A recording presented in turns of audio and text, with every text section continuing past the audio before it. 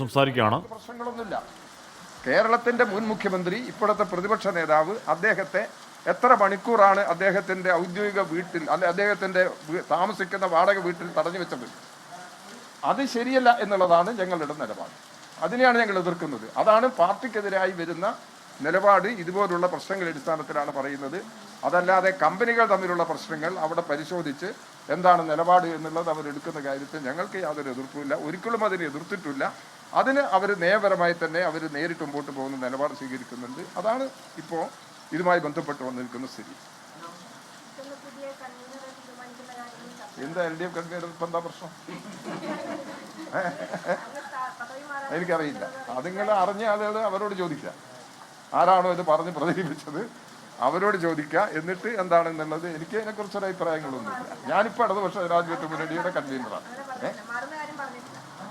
ഞാൻ പറഞ്ഞില്ലേ, ഞാനിപ്പോൾ ഇടതുപക്ഷ ജനാധിപത്യ മുന്നണിയുടെ കൺവീനറാണ്.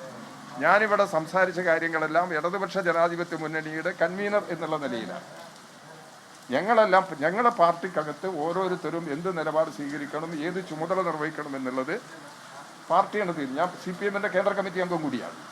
അതുകൊണ്ട് ഓരോ ഘട്ടത്തിലും കേരളത്തിലെ നമ്മുടെ സംഘടനാപരമായ വിഷയങ്ങളിൽ തീരുമാനമെടുക്കുക പാർട്ടിയാണ്.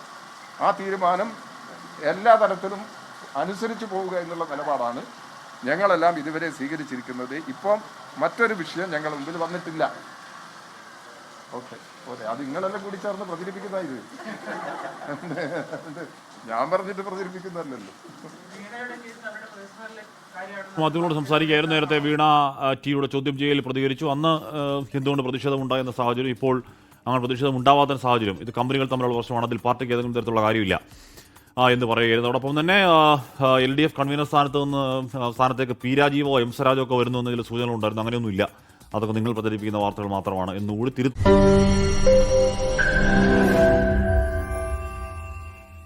ലോകത്തെവിടെയായാലും ഏത് സമയത്തും 24 വാർത്തകളും ഓഗ്മെന്റഡ് റിയാലിറ്റി പാക്കേജുകളും എക്സ്പ്ലെയിനറുകളും വിശദമായി കാണാൻ ഞങ്ങളുടെ YouTube ചാനൽ നിങ്ങൾക്ക് സബ്സ്ക്രൈബ് ചെയ്യാം.